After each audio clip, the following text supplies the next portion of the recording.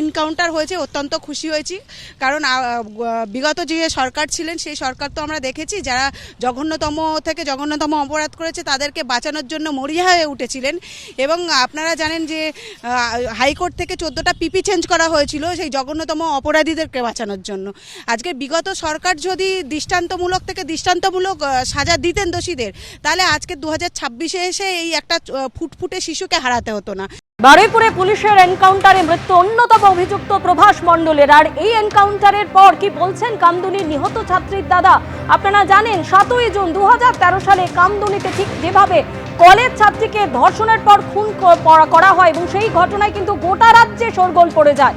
ঘটনার পর 13 বছর কেটে গেলেও এখনো মূল অভিযুক্ত 6 জনের মধ্যে 4 জনই বেকসুর খালাস হয়ে গেছে। সুপ্রিম কোর্টে এখনো মামলা চলছে। নিহতের দাদা কি বলছেন শুনুন। দেখুন, বারুইপুরে যে ঘটনা ঘটেছে এই ঘটনা মেনে নেওয়া যায় না, কিন্তু এর জন্য দায়ী যদি কেউ থাকে সেটা হলো মমতা বন্দ্যোপাধ্যায়।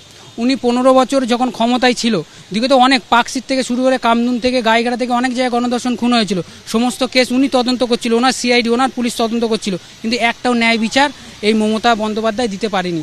আজকের মমতা বন্দ্যোপাধ্যায় মোমবাতি মিছিলে রাস্তায় নামছে, কিন্তু ওনার হাতে যখন পুলিশ থেকে শুরু করে আইন থেকে শুরু করে ওনার হাতে যখন ক্ষমতায় ছিল, উনি একটা ন্যায় বিচার কেন দিতে পারেনি? ইনকাউন্টার করে যে মারা হয়েছে এটাই হলো ঠিকঠাক ওষুধ। জ্বর হলে যেমন প্যারাসিটামল আর অ্যান্টিবায়োটিক খেতে হয়, আর রেপ মার্ডার করলে তার ওষুধ একটাই, ইনকাউন্টার।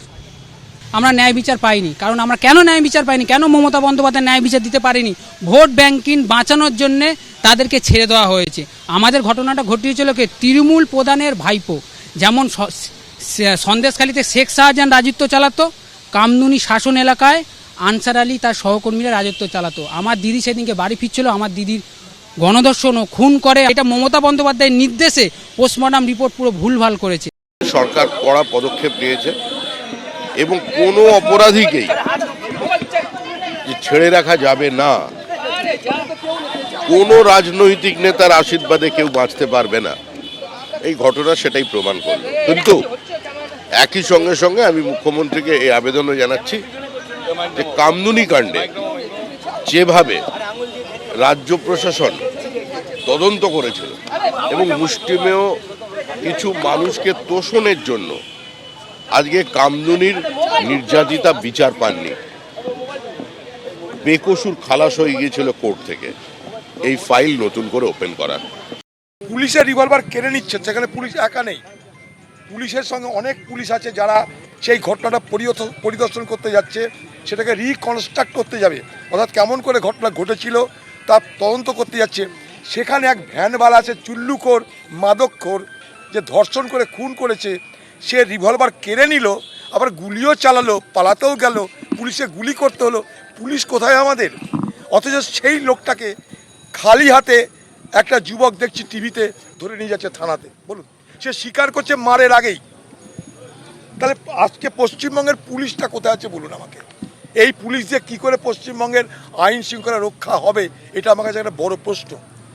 এখন মুখ্যমন্ত্রী আসছেন, মুখ্যমন্ত্রী বলছেন, মুখ্যমন্ত্রীর কথায় এলাকার মানুষ খুশি হচ্ছে, মুখ্যমন্ত্রীর কথাতে এলাকার মানুষ ভরসা রাখছে, এটা খুব ভালো কথা। কিন্তু পাশাপাশি আজকের পুলিশ, সেই পুলিশের দুরবস্থাটা কিন্তু চোখে আঙ্গুল দিয়ে দেখিয়ে দিল। তৃণমূল কি এই ধরনের অত্যাচারকে সমর্থন করছে? অবশ্য এটাতে আমাদের খুব একটা কোয়েশ্চেন নেই, কারণ 15 বছর ধরে তো তৃণমূল আপনারা এটাই সমর্থন করেছেন।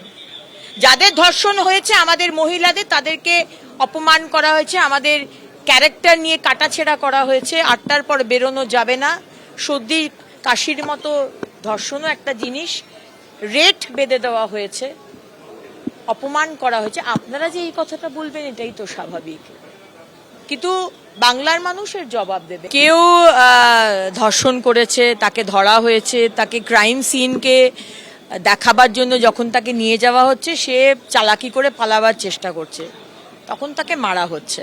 যারা এই ধরনের ভাবছেন যে পার পেয়ে যাবেন, কেউ জানতে পারবে না, আপনাদের কেউ সাহায্য করতে পারবে, কেউ বাঁচাতে পারবে না, এটুকু আপনাকে বলে দিচ্ছি। বারুইপুর কাণ্ডে পুলিশের এনকাউন্টারে মৃত্যু, নাবালিকা নির্যাতন খুলে অন্যতম অভিযুক্ত প্রভাস মণ্ডল। এই মুহূর্তে সরাসরি চলে যাব বারুইপুর মহকুমা হাসপাতালে, যেখানে জুডিশিয়াল ইনকোয়েস্ট হবে। সরাসরি আমাদের প্রতিনিধি হিন্দল দে আমাদের সঙ্গে রয়েছেন। হিন্দল, ঠিক কি খবর এই মুহূর্তে?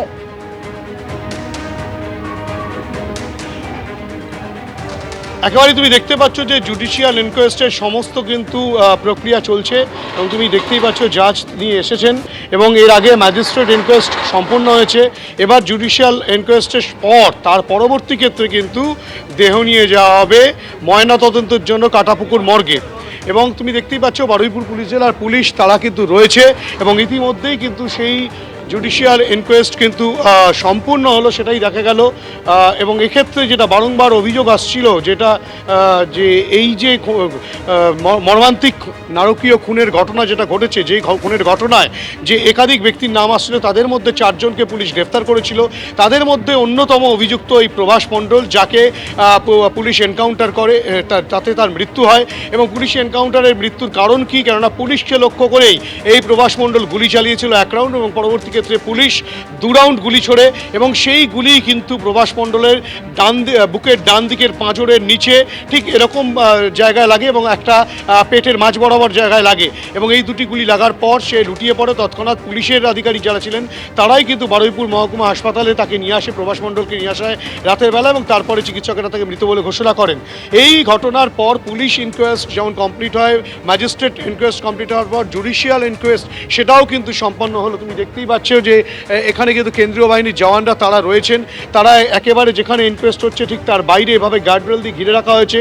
কেন্দ্রীয় বাহিনীর জওয়ানরা তারা সশস্ত্র অবস্থায় রয়েছেন এবং পুলিশের কিন্তু কর্তারা তারা কিন্তু ভেতরে প্রবেশ করেছেন এবং এই গোটা ঘটনায় কিন্তু একের পর এক পদক্ষেপ পুলিশের তরফ থেকে নেওয়া হচ্ছে গোটা তদন্ত প্রক্রিয়াটাকে এগিয়ে নিয়ে যাওয়ার জন্য। হিন্দল, তুমি আমাদের সঙ্গে থাকো। বারুইপুর মহকুমা আদালতে জুডিশিয়াল এনকোয়েস্ট এই মুহূর্তে হবে এবং জুডিশিয়াল এনকোয়েস্ট হয়ে গেলে কিন্তু প্রভাস মণ্ডল তার ময়না তদন্ত হবে কাটাপুকুর মর্গে।